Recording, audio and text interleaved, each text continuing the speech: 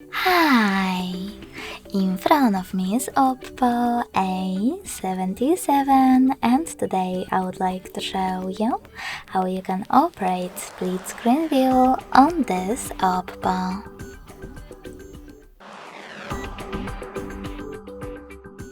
You need to begin by opening one of your apps that you wish to use on the top half of your screen, like Play Store. When you're ready, access background apps. You can do that if you are using Tricky's navigation by tapping on this button with 3 lines.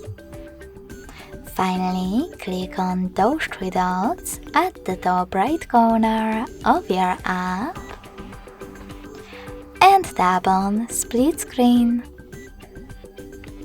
Lastly, just click on the other app, in my case Chrome. As you can see, finally, I can use both of them at the same time.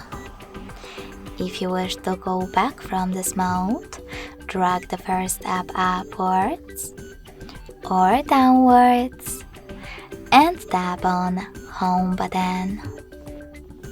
Thanks so much for watching. If you enjoyed this video, smash that like button, comment, and don't forget to subscribe.